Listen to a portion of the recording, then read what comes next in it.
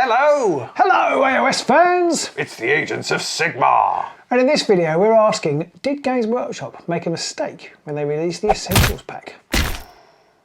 Yes, the Essentials Pack brought out during the Chasm season. So we were about a year on from that release, so we thought we'd have a little look, especially in light of the recent Rivals Plus tournament that Nick Baton and the Games Workshop crew put on, two of them in fact, 2 tournaments in 2 days up at Warhammer World. We thought we'd have a quick look at whether we still think the Essentials Pack was any good, and you can probably guess from this title of the video that perhaps we don't, but No spoilers, we want to discuss whether the good points and bad points of it, I suppose. I mean, it is good. Rivals Plus is an interesting idea. If you don't know what Rivals Plus is, rather than just Rivals, which is where you can just use the faction cards or the new Rivals decks that they're producing, so the Silent Menace deck or the Illusory Might deck, you can just use the cards, the 32 cards that faction or those packs.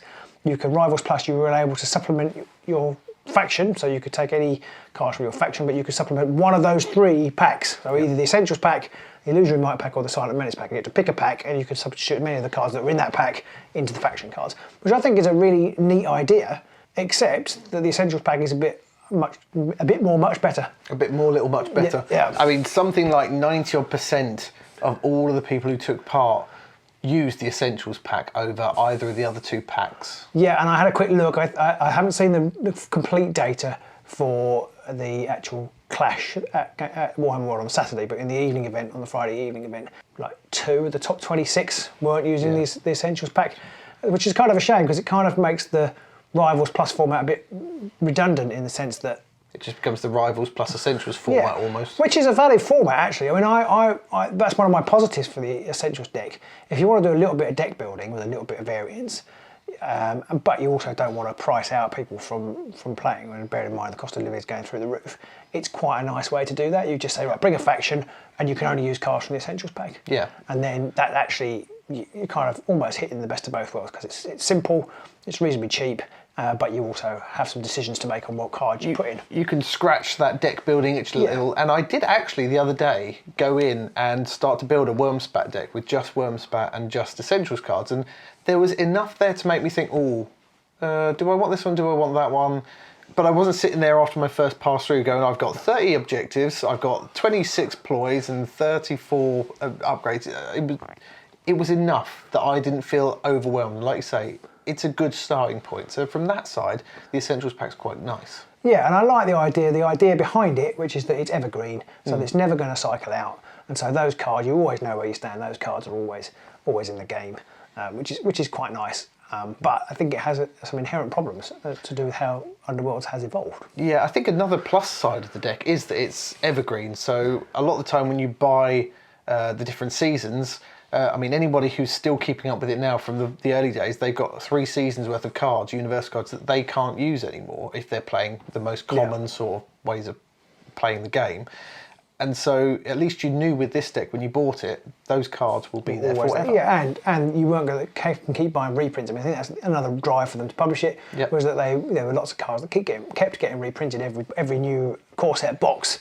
And then so people were having, and you used to get 2 in each box, so people were having multiple copies of great strength. I mean, I don't know how many copies we had between the 2 of us, but it must be in double figures. It must, yeah, easily. And so that's quite nice.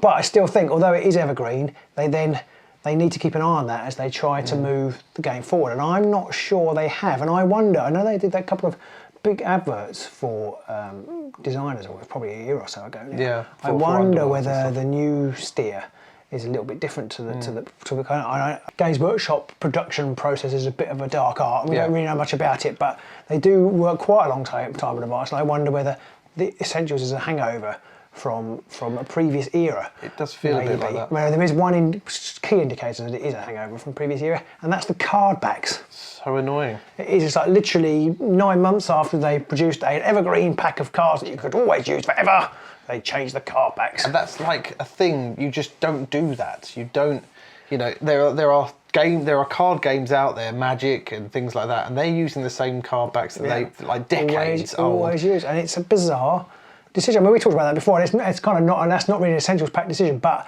it's even more bizarre in view of the fact that they did say, well, we've got these cards and they're never going to go out of fashion, especially as it had the new artwork on it, didn't it? Yeah, I think it has the new style artwork, so it's completely bonkers, that decision. They changed the back, they changed the front, but not the back, and then you're like, what's going on here? And that's a negative, because it means that even if you're playing a casual game, you and a mate, if you've only got a couple of cards in there from the Essentials pack, you know when they're coming out, because the backs are different. So now you have to get sleeves. You've got to sleeve it. So that's a negative for us. So one positive, one negative so far. So we're doing okay. I think the biggest drawback for me, and this is kind of like a multifaceted problem, so it may go down into different number of drawbacks. We're going down the rabbit hole. Yeah. I think the balance of the new cards with the new faction cards and the new universal cards, it's a little bit worse. We always talk about power creep, but I actually think the Harrow Deep universals are worse than some of the previous seasons. I think generally that's a really good move. Yeah. Except they've now got 60 cards that are from olden times codified into the game forever. Apparently, I mean, obviously they could change their mind and say that they're not. Yeah. But Great Strength, for example, is a classic, is a massively powerful card. Yeah. There's cards, things like Great Strength, Great Fortitude, hugely powerful. Glory Seeker, Fighter's Frosty, hugely powerful. I think they were in every deck. The meta is particularly aggro at the moment, but they're hugely powerful cards that people always want to take, and therefore some of the more subtle things that they brought out in the, I was looking at, I can't remember the name of the card now, but I was looking at the card. There's quite a subtle card, I think it gives you +1 strength if you've got 2 people surrounding you or something like that. Right. Well, you're never going to take that card. You're always going to take Great Strength instead. It's like, why put myself in that position? Yeah. And I think part of what you've pointed out there as well is not only is the scope creep started to drop a bit, well, not the scope creep, but the... But it's the opposite of power creep. It's the opposite of power creep outwards, backwards. Exactly. So whilst there's a power retreat, yes, as it were, there are just so many good cards in the Essentials deck that some of them have already been restricted. So if you want to play in a championship format, some of those cards you already can't take all... Well, you could take all of them, but then you're not going to be able to take other ones. And depending on the format, if you're playing in championship format, that obviously matters straight away. If you're playing in rivals, not so much, but it does highlight what cards in there are already auto takes. Kind of suggests that they shouldn't have been in the deck because they're restricted, and I feel like the universal cards should have been cards that were maybe could see play but weren't like total shoo-ins. But there's also a lot of push ploys, so things like your sidestep. You've got your sidestep in there, your basic sidestep. Centre of Attention is in there, and Duelist Speed is in there, which isn't a ploy admittedly, but they're all things for pushing. And there isn't. I had a quick scan of the Harrow Deep cards. We're not really up on the current meta because we've been playing rivals, but there aren't very many push. There isn't very much push deck, and if there is, it's normally like push to closest fighter, push if you've taken a wound, that kind of thing. So they've got they're being toned down just enough, but you go to Essentials and I'll just take sidestep instead. I mean, at least they didn't put distraction in it. That is true. Something in there in its favour. On the odd side of it, whilst it has loads of must-take cards that are much better than anything you're going to get for the most part so far in Harrow Deep, there's also some cards and you're like, why? Why is this card why was this ever put in here in the first place? And I'm speaking about, hold objectives 1 to 5 and annihilation and things like that. The whole objective thing is crazy. It's almost like that's been in the game since the beginning, but almost at no point has anybody ever really played it. Maybe right at the very, very beginning of Shadespire. Yeah, exactly, yeah. But they were included, which it seems even more bizarre because they were included with the full knowledge, I assume, that come Harrow Deep, objectives weren't even going to be placed face upwards. So that's a bit of a frustrating thing, knowing how they were going to change the Harrow Deep rules. I'm assuming they did know, maybe they didn't. And another thing that bugs me is the idea or the knowledge, almost guaranteed, that those essential cards aren't going to remain in print forever because GW suck at keeping their card stock in. So at some point they're going to stop producing them and people are going to go, oh, what's this deck? Oh, it's the Evergreen deck. You can always use it. I bought this deck 4 years ago. Oh, where do I get it from? No, you can't buy it now. I'm reluctant to include that in our list because we don't actually know that's going to happen. We don't, but I'm just looking at Necromunda and all the other things. It is a triumph of hope over experience on that one, that I don't think it will happen.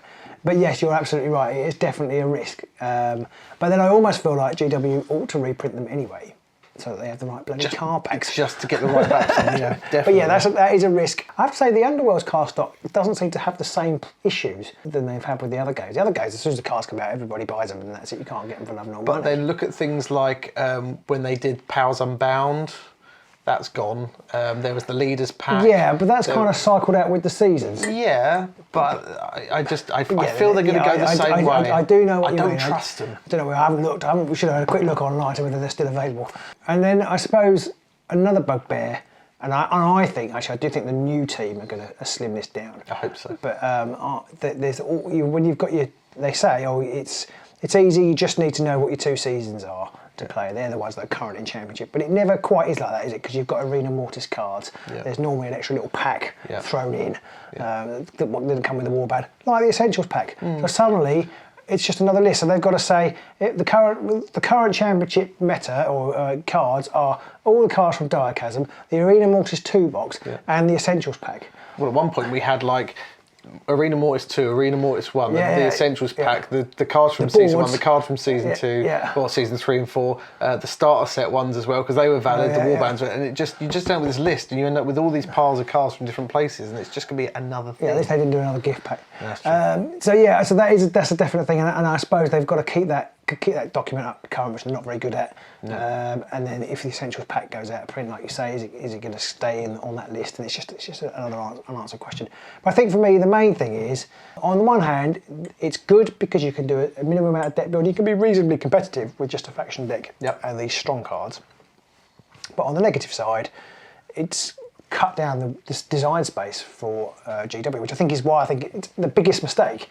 Is there's no point in doing fancy sort of look at the illusory might deck, but Essentials. Exactly, Or there's no point in doing fancy great strength derivatives, which are more interesting, like Savage Strength. That sort of design space was really interesting, and it's just like, I mean, we were playing in our league, our TTS league, it was like, oh well, I'm just going to throw that away now because I've got great strength, and that's much better. I agree with you. I think it was a great idea, especially comically after it was released, when Rivals came in to try and produce this kind of easier to play format where you just take one deck and your deck and you can play with that. You make a deck out of it and that works. But the trouble with the Essentials, like you say, is it's just better. It just ruins particularly the ploys and the upgrades. Space. Because I had a quick look at the breakdown of a couple of decks, and because a lot of the objectives are whole objectives. Nobody's taking those at the moment because it's very aggro meta.